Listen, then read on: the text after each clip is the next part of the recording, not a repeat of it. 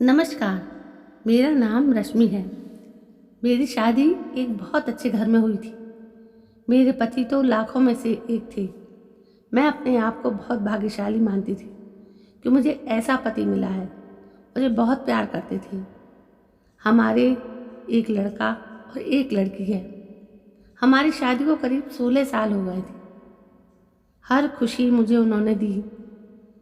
मैं भगवान से अपने लिए इससे अच्छा पति नहीं मांग सकती थी। मेरी लड़की 14 साल की है और लड़का 10 साल का है। पति का कारोबार भी बहुत अच्छा चल रहा है। हमारी कपड़े की दुकान है, इससे अच्छी खासी कमाई हो जाती है। मुझे जीवन से कोई शिकायत नहीं थी, लेकिन फिर उसके बाद वो हुआ जो मैंने सपने में भी नहीं सोचा था। मेरे पति एक दिन मुझसे कहते हैं कि उन्हें किसी से प्यार है और वो उससे शादी करना चाहती हैं। एक दिन अचानक ही यह बात उन्होंने मुझे बताई। शुरुआत में मुझे लगा कि वो मजाक कर रहे हैं, लेकिन फिर थोड़ी ही देर बाद मैं समझ गई थी कि वो सच बोल रहे हैं। वो मेरे पति हैं। कब सोच सच बोल रहे हैं, कब झूठ, इस बात का मुझे अच्छे से पता चल जाता था। लेकिन इतने दिनों तक मैं कैसे धोखा खाती रही। उनका शादी के बाद अफेयर चलता रहा और मुझे पता भी नहीं चला। या तो वो झूठ बोल रहे थे या बहुत चालाक थे जो इतने दिनों तक मुझसे छुपा सके। मेरे मन में यही सब चल ही रहा था कि वो बोले कि उन्हें तलाक चाहिए। शादी के 16 साल बाद उन्हें तलाक चाहिए। मैंने कहा कि आप पागल हो गए हैं क्या? क्या बोल रहे हैं? कैसा अफेयर? आप झूठ बोल रहे हैं। वो बोले कि नहीं, मैंने कल उसे बुलाया है, तुम खुद मिल लेना। मैं चाहता हूँ कि हम जिस जिस तरह से रहे हैं उस तरफ अलग भी हो जाएं। मुझे कोई तमाशा नहीं चाहिए। तुम्हारी और बच्चों की भी मैं जिम्मेदारी लूँगा। तुम उसकी चिंता मत करो। अब मेरा दिल बेचैन होने लगा था। मैं सोच रही थी कि ये सब जो ये बोल रहे हैं झूठ हो काश, लेकिन मन में शंका और डर आ ही गया था कि कहीं ये सब सच ना हो। उस रात मुझे अच्छे से नींद नहीं आई। सुबह होते ही मेरी नज़र उन पर पड़ी। फ़ोन पर बात कर रहे थे, पूछ रहे थे कि कब आओगी। मैं तब भी सोच रही थी कि यह सब मजाक हो। कुछ देर बाद दरवाजे पर बेल बजी। वो दौड़कर दरवाजे पर गए और सच में एक लड़की दरवाजे पर खड़ी थी। वो अंदर आई। उस लड़की को मैंने पहले नहीं देखा था, लेकिन वो सुंदर थी। उसकी उम्र 26 साल की थी। मुझे इस बात का यकीन नहीं हुआ कि मेरे पति ने मुझसे उससे मिलाया। कहा कि यह दिव्या है। मैं अपने काम के सिलसिले में जब बाहर गया था तब मेरी मुलाकात इससे हुई और फिर हमें पता ही नहीं चला कि हम कब एक दूसरे से प्यार करने लगे। उसे देखकर मैं अपने कमरे में चली गई। 16 साल का विश्वास और प्यार इस तरह से टूटेगा मुझे पता नहीं था। मैं शायद उसके साथ उनका मेरे प्रति आकर्षण कम हो गया था।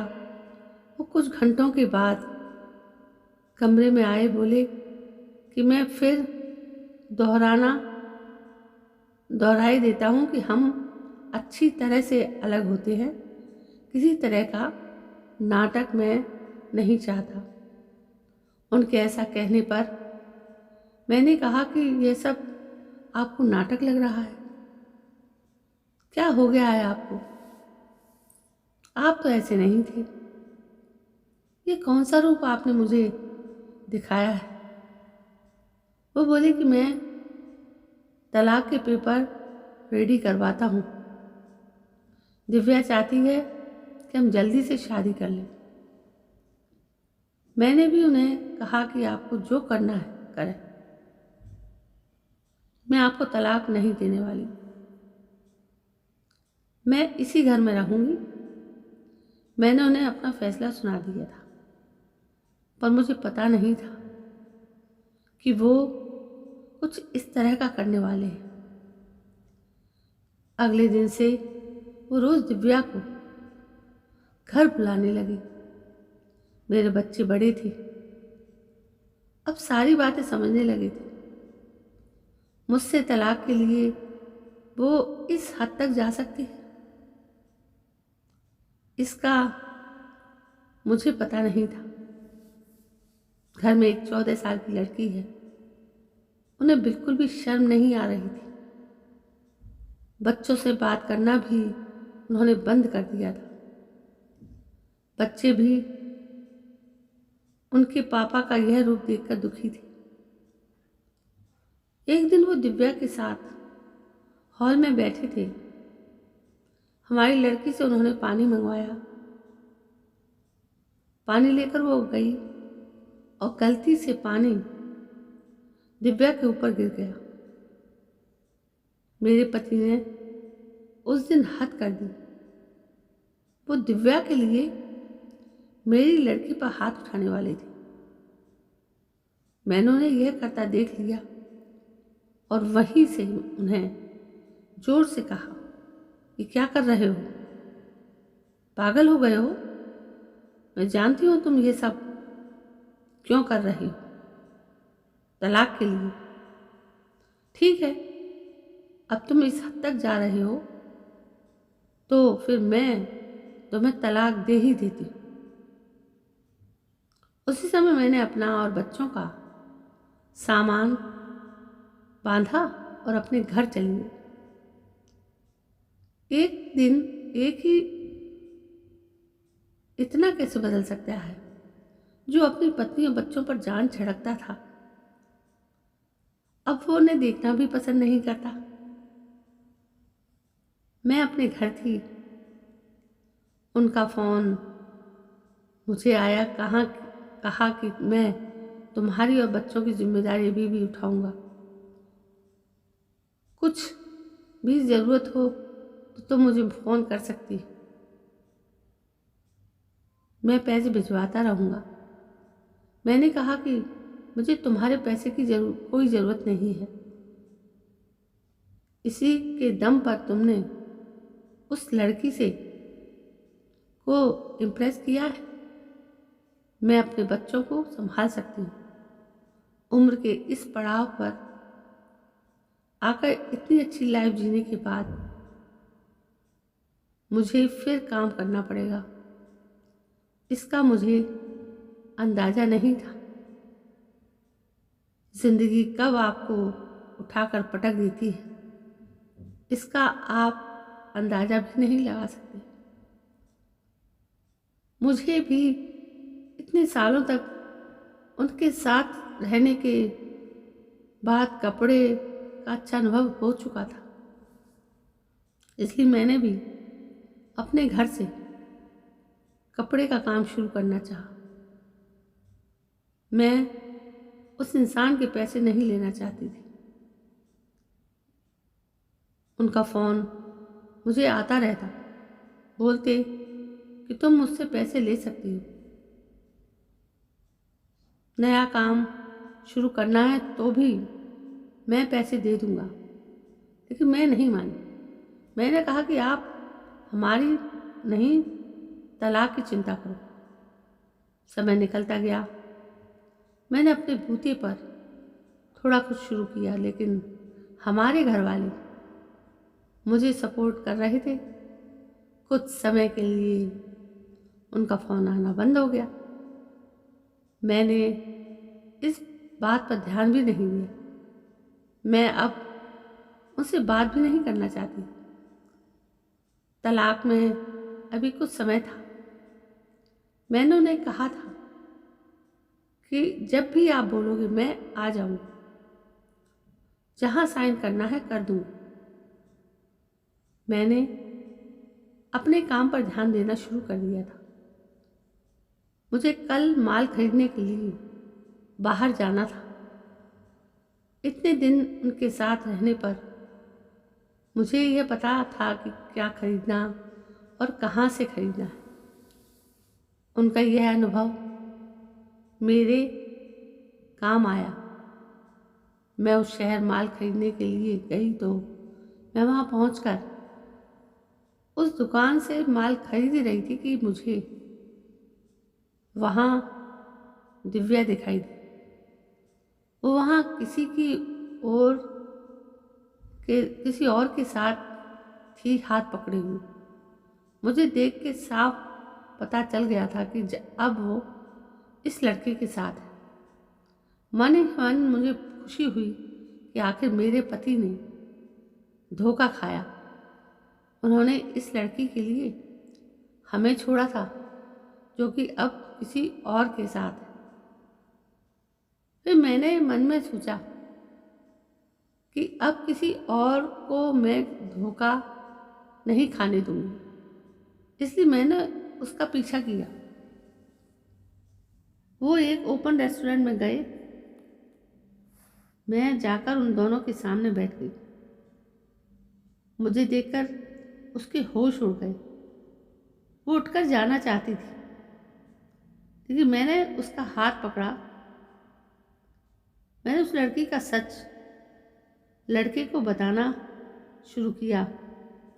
मैंने सोचा था कि मैं उसे सच बताकर उसकी आंखें खोल दूंगी, लेकिन कुछ और ही हुआ।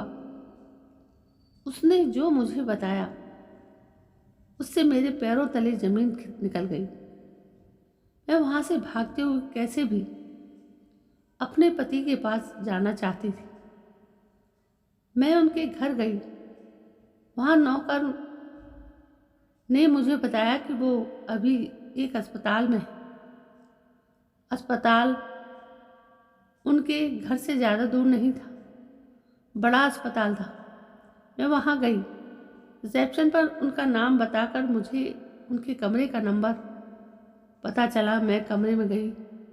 वहाँ उनका दोस्त था। उन्होंने आंखें बंद कर रखी थी। मैंने उनके हाथ पर हाथ रखा तो उन्होंने आंखें खोली। मेरी आंखों से आंसू रुक नहीं रहे थे।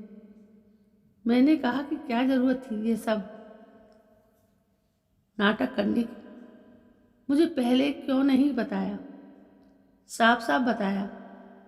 मेरे पति एक गंभीर बीमारी से जूझ रहे थे।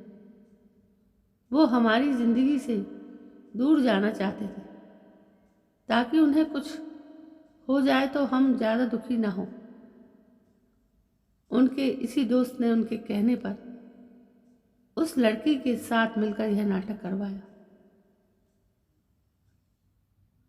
मैं अब उनके पास बैठकर घंटों रोती रही। बच्चों को भी मैंने बुला लिया। अब हम उनके साथ ही रहेंगे। अभी उन्हें हमारी और हमारे प्यार को सबसे ज़्यादा ज़रूरत है। मैं भगवान से दुआ कर रही हूँ कि वो हमारे साथ ही रहें, उन्हें कुछ ना हो, और मुझे विश्वास है कि ऐसा होगा। दोस्तों, आप बताइए कि आपको ये कहानी कैसी लगी? आपको हिंदी कहानी कैसी लगी? हमें कमेंट करके ज़रूर बताइए। इसी तरह की कहानी आप यहाँ मेरे इस चैनल पर पढ़ सकते हैं और सुन भी सकते हैं। ये कहानी पूरी तरह से है तो काल्पनिक, लेकिन कुछ सच्चाई भी है इसमें। मेरा उद्देश्य तो सिर्फ आपका मनोरंजन करना है, लेकिन एक सीख भी देनी है कि जितने अपने अपने पास हो, वो उस समय वो कष्ट जो हमें सहना है वो आसानी से सह सकते हैं। अपनों को दूर करके नहीं। यदि वो अपनी पत्नी को सच्चाई बता देते तो इतने दिन तक कुड़ते नहीं, अंदर से खाली नहीं हो जाते। दोस्तों, कहानी कैसी लगी थी? पसंद आई तो प्लीज़ मेरे इस चैनल को सब्सक्राइब करना ना भूलें। कल मैं फिर हाजिर होती हूँ एक नई कहानी को लेकर। तब तक के लिए जय हिंद, वंदे मातरम।